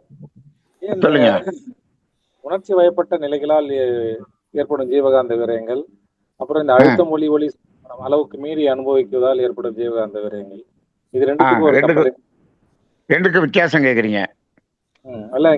கம்பேரிசன் கொடுங்க. எதுல அதிகமாக விரயமாக, எதுல அதிகமா இருக்கும்னு கேக்குறீங்க? அதாவது இப்ப இந்த தன்மாற்றம் அடைஞ்சு வெளியே போறதுல இருக்கிறது வந்து அது எவ்வளவு நம்ம மீது மோதுதோ அதற்கு அந்த அளவுக்கு உயர்ந்து வெளியே போகுது, அவ்வளவுதான். அது அது நமக்கு மோதக்கூடியதுக்கு தகுந்தாற் போல அந்த உயர்வு இருக்கும். ஆனா இது இந்த வெறுப்பு அப்படிங்கிறதுல இந்த உணர்ச்சிமயமான இதுல வரும்பொழுது அதை நம்ம என்ன பண்ணிடுறோம்னா, அதை நாமளே பல மடங்காக பெருக்கிக் கொள்கிறோம். நம்ம அதை இப்ப இன்னைக்கு அங்க எவ்வளவு வந்து போதுதோ அந்த அளவுக்கு தான் அதுல போகும், அதுக்கு மேல கூடவே கூடாது. இப்ப இன்னைக்கு 40 வாட்ஸ் பல்புல இருந்து வருதுன்னா அந்த அளவுக்கு தான் அதுல உயரும். 15னா அந்த அளவு தான் உயரும். அதுக்கு மேல கொஞ்சம் கூட அதை இன்க்ரீஸ் பண்ணி வெளியில போறதுக்கான வாய்ப்பு அங்க இல்லை. ஆனால் இது நாம அந்த வெறுப்பாகவோ உணர்ச்சி வயமாகவோ மாற்றும் போது அதை எத்தனை மடங்காக நம்ம பெருக்க முடியும் அப்படிங்கிறது நம்மளால முடியும். அதை பல மடங்காக பெருக்கி வெளியே அனுப்புறதுக்கு நமக்கு சாத்தியம். இது ஒவ்வொரு மனிதனுக்கும் அது ரொம்ப வித்தியாசப்படும். ஒரே உணர்ச்சி தான், அதை ஒருத்தன் காட்டும் போது பார்த்தீங்கன்னா 4 மடங்கு போகும், ஒருத்தன் 2 மடங்கு போற மாதிரி காட்டுவான். ஒருத்தன் ஒரு மடங்கு போற மாதிரி காட்டுவான்.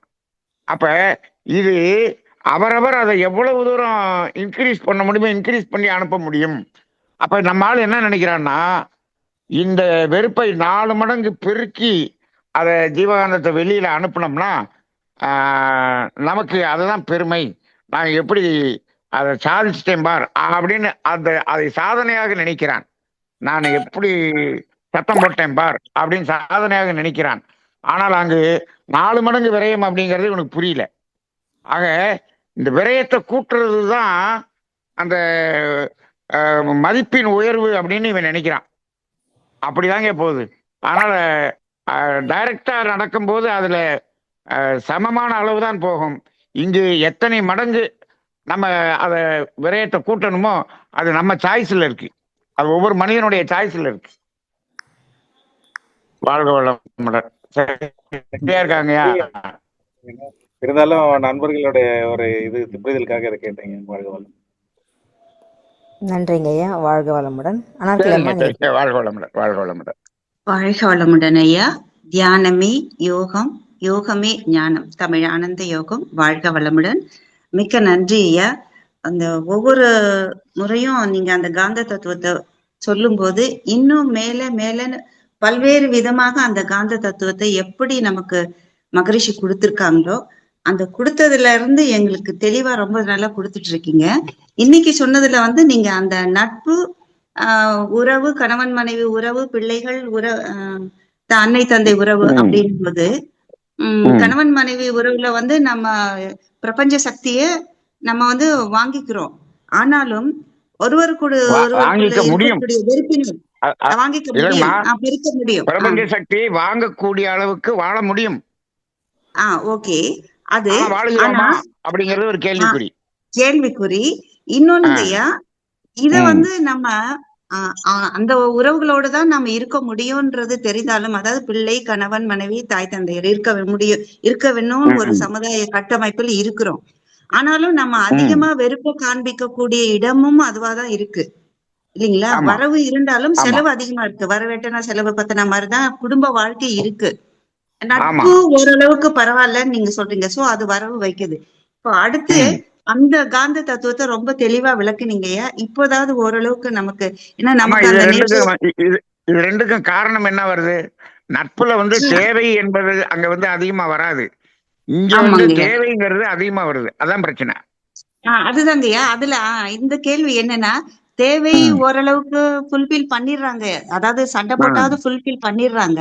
ஆனா இங்க என்னன்னா ஒருவருக்கொருவர் ஈகோ, அதாவது கணவன் உயர்ந்திருந்தாலோ அல்லது மனைவி உயர்ந்திருந்தாலோ பொருளாதார வசதியிலோ அல்லது புகழிலோ, அதாவது கொஞ்சம் நல்ல ஒரு ஹை லெவல்ல இருக்கவங்கள பார்த்தோம்னா அவருடைய புகழ் இவருக்கு பிடிக்க மாட்டேங்குது. அதாவது கணவன் புகழா இருந்தாலும் மனைவிக்கு வெறுப்பு வருது, மனைவி தன்னை விட உயர்ந்திருந்தாலும் வெறுப்பு வருது. அந்த ஈகோ லெவல் இருக்கு.